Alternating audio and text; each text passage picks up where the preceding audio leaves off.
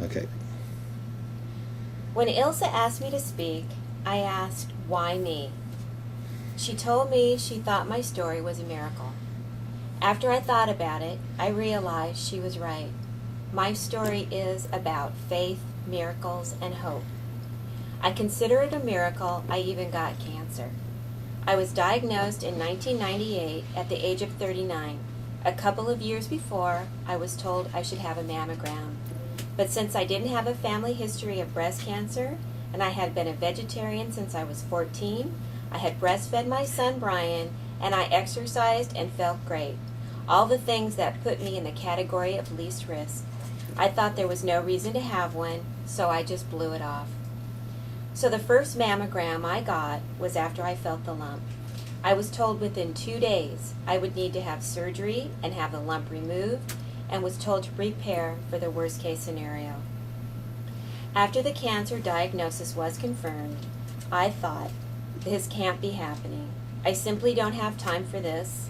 I had a 4-year-old, a full-time job, and I was league coordinator for the USTA Tennis League for Maui. As a Christian, I knew God never gives you more than you can handle. So I knew God would see me through it. I thought about my faith and remembered a key verse from the Bible.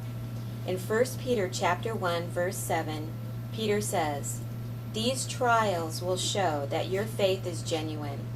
It is being tested as fire tests and purifies gold, though your faith is far more precious than mere gold.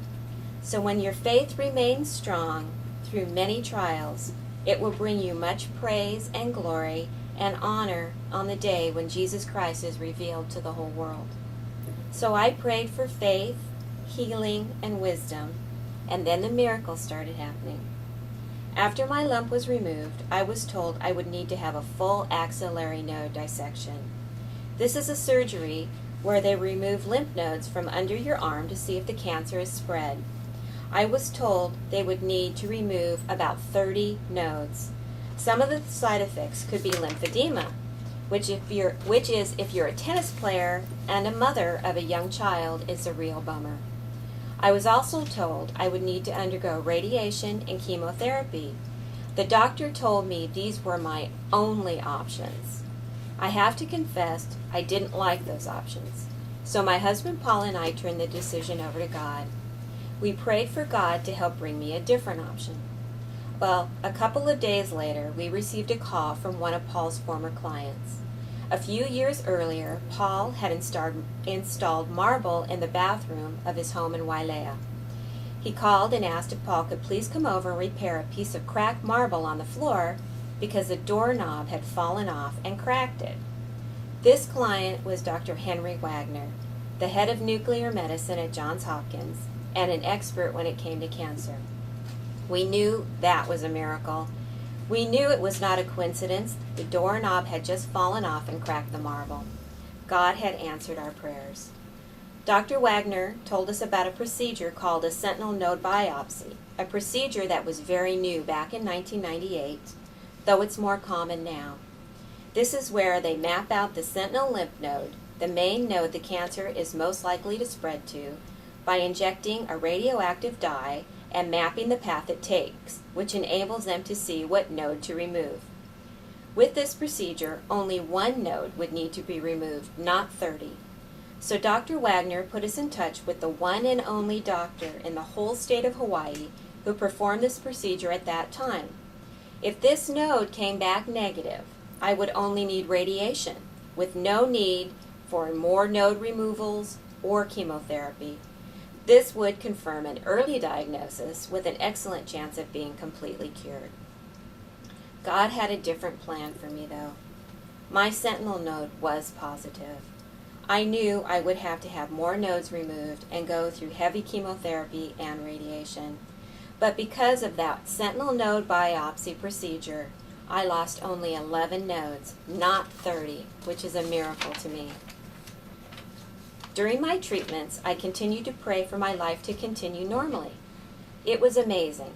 I was able to continue to work full-time and take care of my USTA duties and my husband and son. I even did an accounting conversion at work to prepare for the Y2K bug. After all that, I remained cancer-free for 5 wonderful years. In 2003, I had my first reoccurrence. I had to have a complete mastectomy on my right side with reconstructive surgery.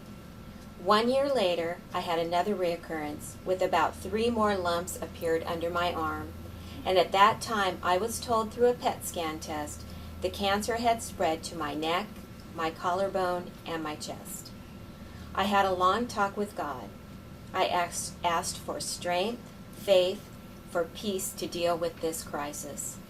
Friends and family put me on prayer lists throughout the country. I knew my dad was a prayer warrior too, and that he prayed for my healing every day. I still didn't understand why God allowed this cancer to come back, so I asked him to reveal his plan to me and to give me the wisdom and strength to carry it through so I could bring glory to him. Of course, I continued to pray for complete healing. I wanted to be here for Paul and Brian. I wanted to see Brian graduate from high school. Poor Brian had been dealing with this cancer since he was 4 years old. Well, God does work in mysterious ways, and soon after my awful PET scan, with the help of new medicines, good doctors, and lots of prayers, he worked another miracle, and I was cancer-free again. Well, lately, I had another reoccurrence of this year of May. But, by the grace of God, as of my last CAT scan, which I get about every 3 months or so now, I'm completely cancer-free again. All the lumps under my arm are gone, as well as a cancer in my neck and chest. And I think I've finally learned what God has been trying to teach me through this amazing journey. My life has always been a miracle. A gift to be cherished with those you love, and to be lived with a purpose that goes beyond this life. God's given me faith to believe in his plan for me. So I hope you don't mind if I take this opportunity to thank him for all he's given me. My loving and patient husband, a son better than any dream I could have ever dreamed, and the most loving friends and family a person can ask for. Thank you guys for being with me and supporting me through all of this. And the last thing I'd like to say is to you, every person in this room, if you or someone you care about is facing a tough diagnosis like the one I faced, don't despair. You may not know it yet, but God has a plan for you too. I pray you'll find miracles in every day the same way I did, and that you'll find the same hope for a future that I have. Miracles do happen, so have faith and hope and believe God will bring miracles to you and show you his healing powers. He is truly an awesome God. That was beautiful.